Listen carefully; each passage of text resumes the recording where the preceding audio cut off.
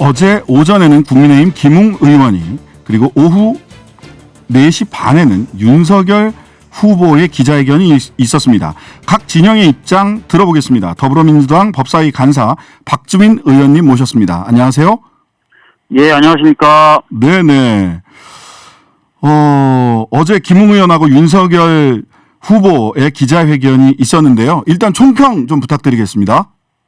일단 김웅 의원의 그 기자회견은 의혹을 해명한다기보다는 오히려 기존에 본인에게 주어졌었던 의혹을 더욱 확인하는 기자회견이었다고 보고 있습니다. 왜냐하면은 네. 김웅 의원이 받고 있는 의혹의 핵심은 손준성이라는 검사로부터 고발장을 받아서 당에 전달했다는 거 아니겠습니까? 네네. 기존에는 이제 본인이 일부 고발장을 썼다고 얘기했었는데 어제는 본인이 고발장을 쓰지 않았다고 했기 때문에 네네. 결국은 이제 전달받았다는 본래 의혹을 더 긍정하는 그런 기자회견이었다고 보고요. 네.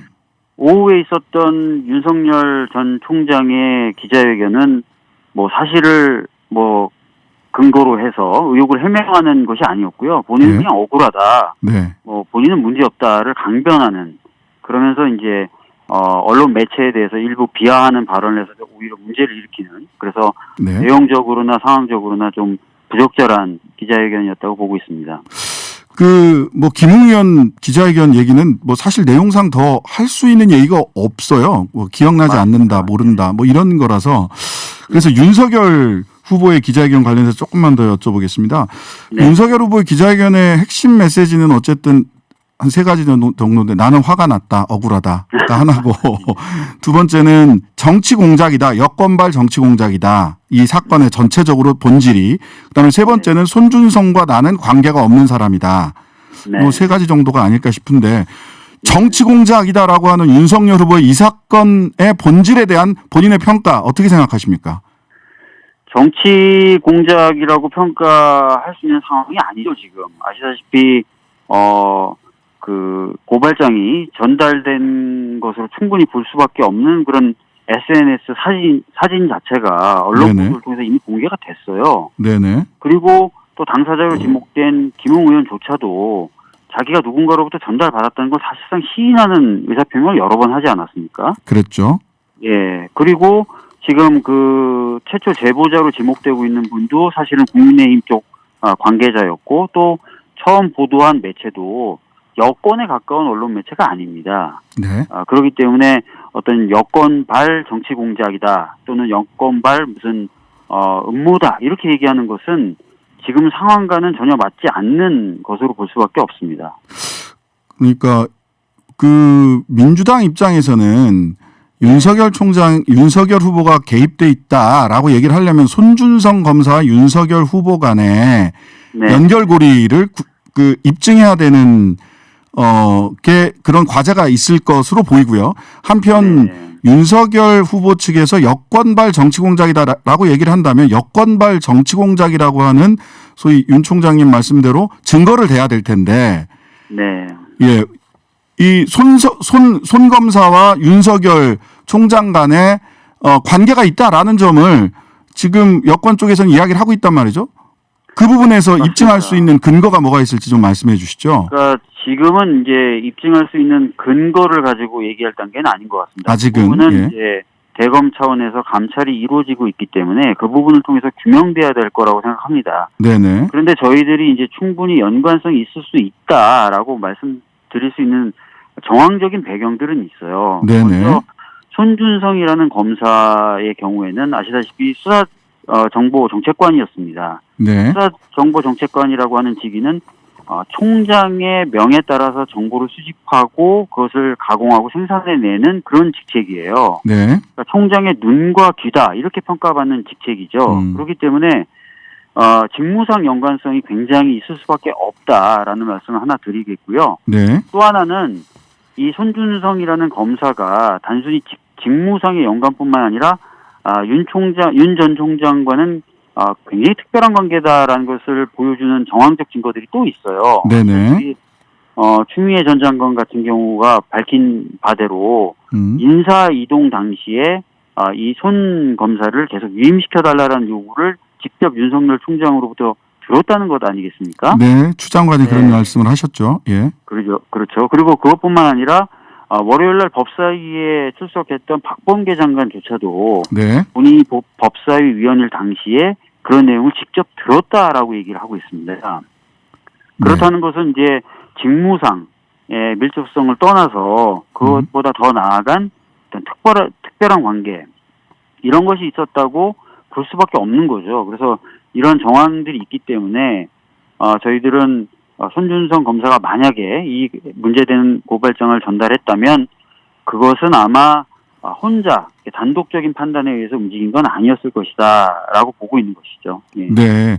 근데 어제 이제 윤석열 캠프 대변인은 윤석열 후보 본인도 아니 뭐 손준성이 한 거는 손준성이 한 거고 나는 나고 나는 보고받은 바 없다.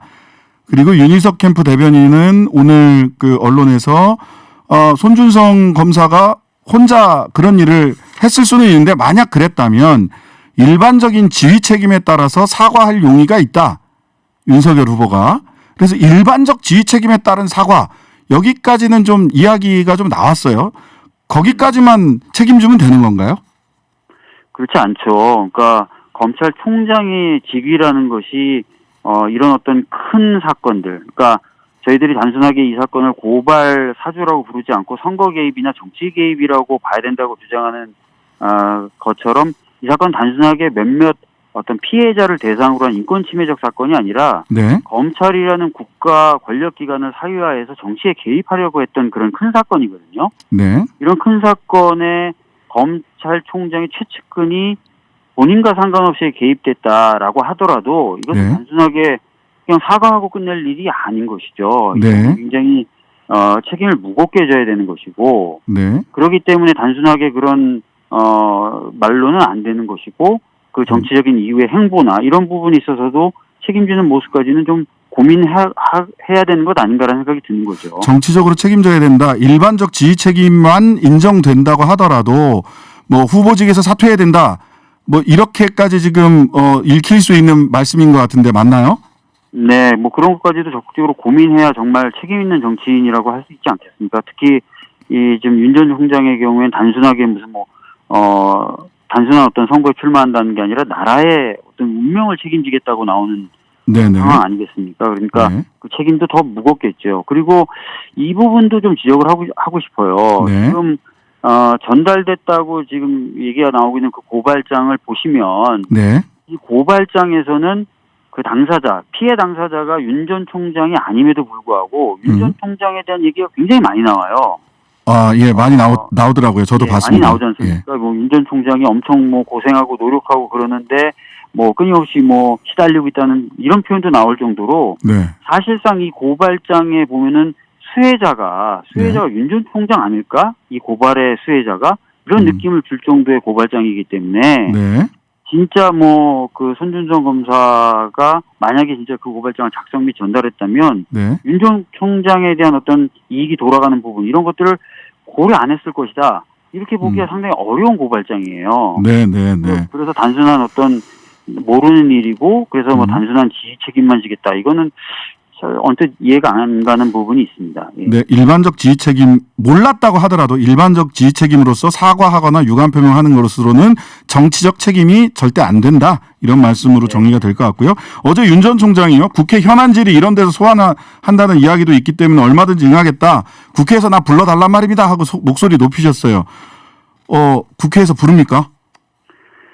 지금 당장은 이제 대검의 감찰이 진행 중에 있고요. 경우에 네. 따라서는 이제 수사로 전환될 수 있다라는 이야기가 나오고 있는 상황입니다. 그렇죠. 그렇기 때문에 당연히 이제 검찰의 조사 또는 수사가 진행되는 것을 지켜봐야 될 것 같고요.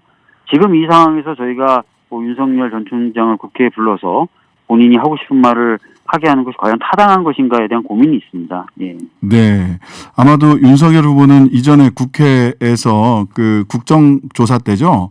국정감사 때. 국정감사입니다. 예, 국정감사 때 나와서 하루 종일 본인이 하고 싶은 얘기를 다 했던 그 그림을 다시 한번 만들고 싶으신 것 같은데 판을 깔아줄 필요는 없다. 지금 이렇게 말씀하신 걸로 들려요. 그것보다도 아까 예. 말씀드렸던 것처럼 수사나 조사가 진행 중인 사건에 있어서는 사실 네. 그렇게 부르는 게 적절하진 않아요. 아, 그렇기 때문에 수사나 조사가 어느 정도 진행되는 것을 봐야 되는 건 너무나 당연한 거고요.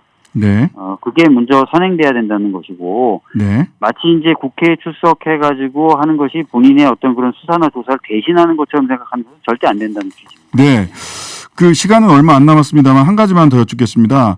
어제 윤 전 총장 그 기자회견 한데 보면 한 서너 줄로 이재명 지사 관련 비리를 대라고 수사팀에 강요했다는 부분을 이야기하면서 굉장히 격앙돼서 이거 뭐 말이 되느냐라고 이제 얘기를 하셨어요. 네. KBS 보도 관련해서 짧게 뭐 한 1분 30초 정도 안에 그 사건의 본질, KBS 보도됐던 그 사건의 본질이 뭔지에 대해서 좀 말씀해 주시죠. 그 사건에 대해서 이제 박범계 장관이 기자들의 질문에 대해서 데자뷰 같다라는 표현을 썼다고 알려지고 있습니다. 네네. 사실 이제 검찰이 재소자를 불러다가 그것도 뭐 한 번, 두 번 부르는 게 아니라 수없이 불러다가 네. 그 재소자와 연관이 있는 다른 사람들 엮는다든지 네. 또 그것조차 여의치 않으면 협박을 한다든지 또는 가족이라든지 이런 사람들의 범죄를 털겠다고 얘기하면서 위축시킨다든지 하는 수사 기법들을 자주 써오지 않았습니까? 네네. 최근에도 이제 한명수 전 총리가 사건 같은 경우도 그런 부분이 있었다라고 감찰 결과 드러나기도 했었고요. 네. 그런 것들이 또 반복됐었던 건 아닌가. 네. 검찰의 어떤 과잉한 그런 수사 또는 검찰의 인권침해적 수사가 또 반복된 건 아닌가라고 보고 있고요. 특히 이것도 특정 정치인을 겨냥한 것이어서 사실 이제 그 정치적인 어떤 개입이나 공작적 성격도 있어 보입니다. 그래서 이런 부분은 정말 다시 반복돼서는 안 되고요. 그래서 네. 제도 개선이나 이런 것들을 적극적으로 고민해 볼 필요가 있다는 걸 다시 한번 상기시켜주는 그런 사건이라고 생각합니다. 예. 네. 알겠습니다. 예, 지금까지 박주민 의원이었습니다. 감사합니다. 예, 감사합니다. 네.